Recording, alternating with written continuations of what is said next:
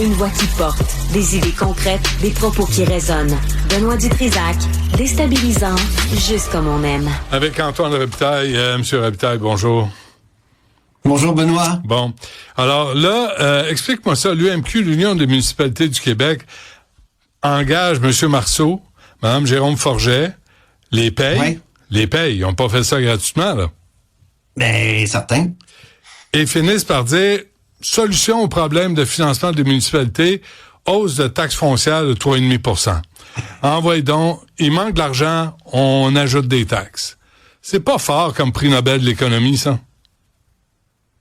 Oui, mais tu sais, c'est basé sur des études, notamment celle de Luc Godbout, qui est professeur en fiscalité à l'Université de Sherbrooke, qui a déterminé qu'entre 2019 et 2024, il y a des recettes liées à l'impôt foncier qui ont cru seulement de 15,3 %. Alors que pendant ce temps-là, au Québec, là, en général, dans les villes, pendant ce temps-là, les revenus du gouvernement fédéral ils ont augmenté de 36,2 et ceux du Québec de 32 %.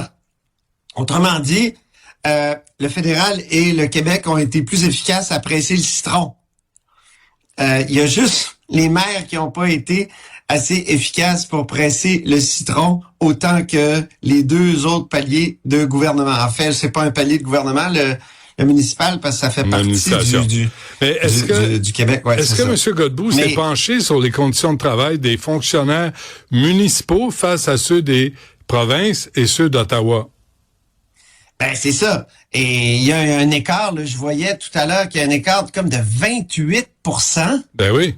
entre les employés municipaux. Et une des solutions qui est avancée d'ailleurs dans certaines entrevues, je voyais ce matin Guillaume Tremblay à la presse, une très bonne entrevue menée par Charles Le Cavalier, qui disait qu'il faut résorber cet écart salarial-là absolument. Et même Monique Jérôme Forget, dans ses différentes entrevues, a dit regretter dans le passé d'avoir refusé à certains maires, comme Régis Labaume, qui voulait décréter les conventions collectives, justement pour stopper cette augmentation-là de salaire. Mais écoute, ça fait très longtemps là que les municipaux sont avantagés. Moi, je me souviens très bien, j'étais aux études et mon job d'études, c'est de travailler comme chasseur, portier, réceptionniste à l'hôtel Clarendon à Québec. C'est à côté de l'hôtel de ville. Ouais. Et il y avait un bar où il y avait du jazz tous les soirs. Écoute, j'adorais ça. Là. Tout ça pour dire que on avait le droit même avec nos costumes de Spirou d'aller prendre un verre après. Et je me souviens d'avoir discuté avec des chefs de cabinet, avec des gens du municipal aussi qui fréquentaient ce bar-là et qui disaient « Ah ouais, c'est sûr, au municipal, on est mieux payé. » Moi, j'étais très étonné à l'époque, j'étais jeune. Ouais. Puis cet écart-là se maintient encore, 35 ans plus tard. Mais c'est en fou. même temps, Antoine, regarde l'accès à la propriété, l'accès au logement. Ça arrête pas d'augmenter. Et qu'est-ce que Mme Jérôme Forget et M. Marceau disent? Ben, vous transférez le 3,5 % aux augmentations de loyer. Fait que on ajoute au problème d'accès à l'hébergement, à l'habitation, en voulant régler le sous-financement des municipalités. C'est complètement insensé. Il manque de revenus, augmente les taxes. Hey, je vais y aller enseigner l'économie, moi aussi, là. Je sais, mais quelle est la solution pour régler nos problèmes d'infrastructure qui tombent en ruine? Ben, on peut-tu regarder les programmes de Moi, je trouve intéressant, par exemple, les propos de Catherine Fournier, qui a dit qu'elle est en train de faire rénover là écoute, je vais juste voir, c'est une usine d'épuration des eaux. Elle dit au départ 500 millions. Coût de départ, la facture actuelle, 1,8 milliard. Ça a tellement explosé depuis la pandémie, ça va s'arrêter où? C'est une très bonne question. Puis ce que je trouve aussi intéressant de la part de Catherine Fournier, c'est qu'elle est en train elle a comme cristallisé une idée, moi, que j'ai depuis longtemps, dont je te parle depuis longtemps. Je dis pas que je suis à l'origine de cette idée-là, mais je pense que je l'ai formulée souvent à ton micro. C'est-à-dire, ça nous prend une politique d'entretien. Il faut arrêter, là, avec les réflexes de la Révolution tranquille, de toujours vouloir construire des nouveaux trucs, des nouvelles routes, faut entretenir ce qu'on a. Moi, je trouve que l'idée commence à faire son chemin.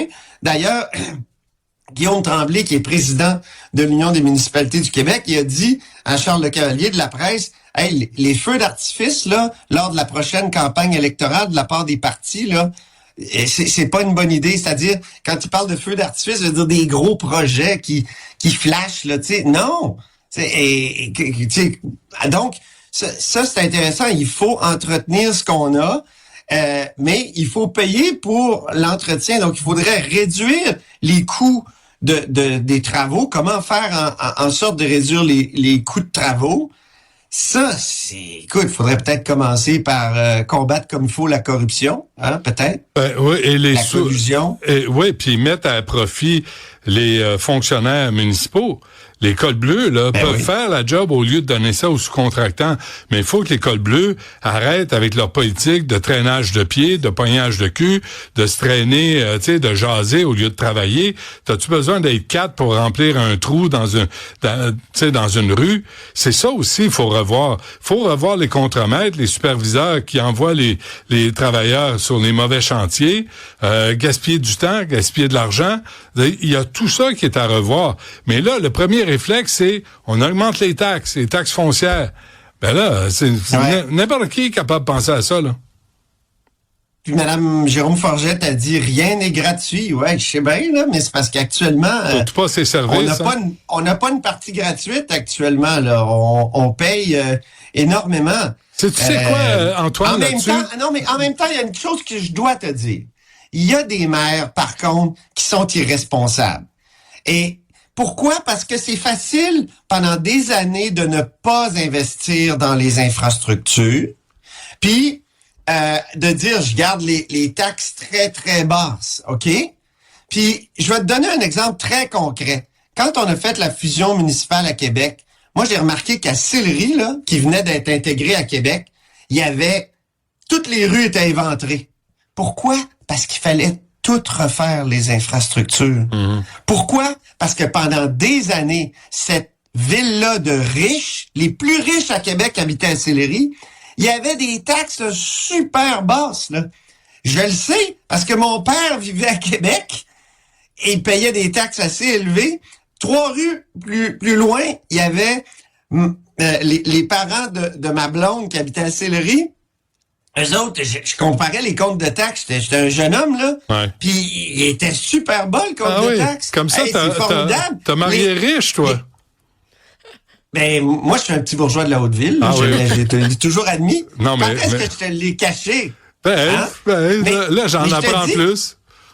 Non, mais je te dis une chose, c'est que j'étais outré à l'époque quand les fusions municipales sont arrivées, parce que les gens de Sillery, pendant des années, ils ont mis de l'argent de côté, eux autres, payaient pas très cher.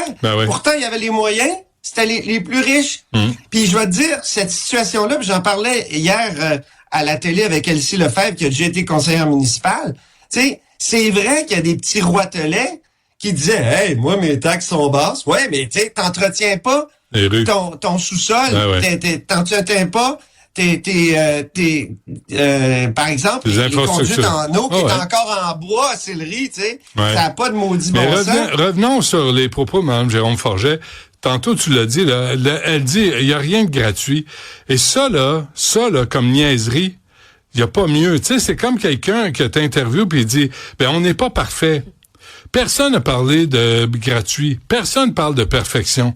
On parle de compétence, d'intégrité, de faire le travail qu'il faut faire. Puis là, elle arrive avec M. Marceau, avec qui, M. Marceau, je m'étais pogné en 2011, quand il est arrivé en politique, 2011-2012. Puis il arrivait, lui aussi, en disant, faut augmenter les taxes au Parti québécois. Faut augmenter les taxes. Je disais, hey, vous enseignez l'économie à l'université et c'est tout ce que vous avez trouvé. Augmenter les taxes. Ben, savez-vous quoi? N'importe quel singe de course capable de dire la même affaire. Puis, il y a d'autres pistes de solutions, là. Et justement, dans l'entrevue de Guillaume Tremblay, il dit, les normes sismiques. Récemment, je parlais avec un élu municipal qui me disait, ça n'a pas de maudit bon sens, les normes sismiques. Ils ont fermé une école à la Prairie. Ils ont fermé une école à cause de ça, les normes sismiques à la Prairie. Puis là, et ça vient de Québec. C'est plein de bonnes intentions, tu sais. Ah, si jamais il y a un tremblement de terre, ouais. Je sais, mais c'est parce qu'on n'est pas à Tokyo non plus. Les normes environnementales. Ouais, c'est ridicule. Peut-être les compteurs d'eau. L'eau, moi, je suis peut-être ouvert. Là. C'est le seul endroit où on pourrait aller chercher un peu d'argent. Je sais qu'il faut pas que ça soit les compteurs d'eau de Frank Zampino, là. Mais il fait. Mais tu comprends que on gaspille l'eau au Québec. Il n'y a pas de droit fondamental à gaspiller l'eau. Attends, mais on gaspille l'eau, pourquoi? Non, mais on gaspille l'eau. Pourquoi? Parce que les piscines, non, on gaspille 40% d'eau dans les égouts, dans les tuyaux. Parce qu'il y a des fentes, aussi. parce qu'il y a des trous. Il y a des fuites. Parce que les maires, comme les anciens maires de Sillery, s'occupent pas de leurs infrastructures. Mais Antoine, je vais te répéter ce que j'ai déjà raconté ici. J'étais à voir, fin des années 80, je rencontre Léa Cousineau, présidente du comité exécutif sous Jean Doré. Qu'est-ce qu'elle me dit en entrevue? Elle est obligée, eux autres sont obligés de s'occuper des infrastructures parce que le maire Drapeau s'en était pas occupé. Mais c'est il y a 45 ans de ça. Puis chaque maire répète la même platitude. Ben là, il faut s'en occuper parce que le précédent s'en est pas occupé. Oui, mais le précédent disait le précédent s'en était pas occupé, eux autres s'en occupent. Fait que tout le monde dit qu'il s'en occupe, mais ça ne change pas. Ouais, mais le maire Drapeau, c'était l'époque où on pensait que développer une ville, c'était toujours d'attirer des gros spectacles puis des gros shows, des grosses patentes. Mais les infrastructures étaient en bon état. Non, mais souviens-toi, c'était comme ça qu'on pensait que la ville allait se développer. Ben, c'est comme ça que ça a marché. On a construit un stade olympique qui nous a appauvris, qui est devenu un piège. Hein? Ça, c'est une longue histoire. Aujourd'hui, ça coûterait une fortune. Ouais. Non, mais au lieu de mettre ça dans les infrastructures, c'est pas fou quand même. Il y a une critique à faire contre les maires festifs. Tu sais, le festif, c'est bien beau. Mais à un moment, c'est fun d'avoir des festivals en ville. Mais ça s'applique pas. Ça s'applique pas. Les années 60-70, non. Les années 60-70, là, a transformé Montréal en ville internationale. C'était nécessaire, puis ça a créé de la richesse. Mais comment on a géré le stade olympique? Écoute, mon père vendait du bois, puis le chauffeur de van faisait 3 fois le tour pour livrer du plywood puis des 2x4. Puis après, il revenait, puis il y avait trois paiements de facture. La même maudite facture. Fait qu'il y a eu de la corruption, c'est clair.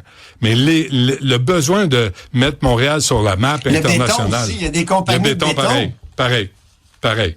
Le système a été extraordinaire. Alors, donc, tu accrédites que je suis en train de dire. C'est-à-dire qu'à l'époque, on a tellement mis l'accent sur le festif, les gros événements, les grands événements. On l'a mal géré.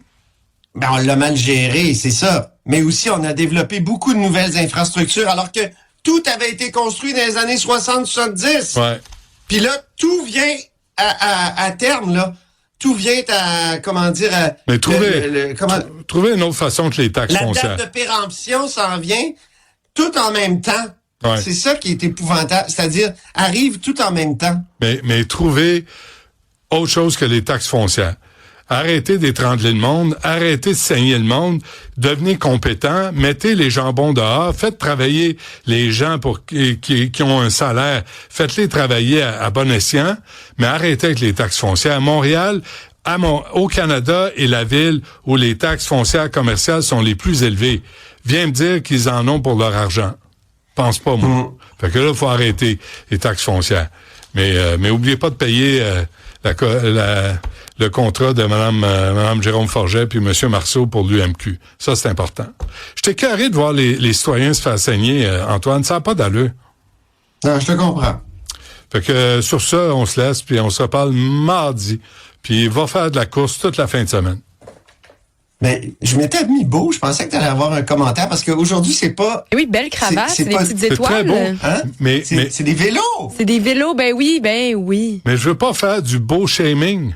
Je veux pas, tu sais, toujours dire t'es bien beau. C'est comme là, c'est un acquis. Là, je constate que t'es un beau bonhomme. T'es toujours. Là, j'ai pas besoin de le souligner à chaque fois. Et quel est mon nouveau slogan? C'est quoi? Plus on s'approche de la date de péremption, plus il faut soigner l'emballage. C'est bien dit. Merci, à mardi. On va te le dire.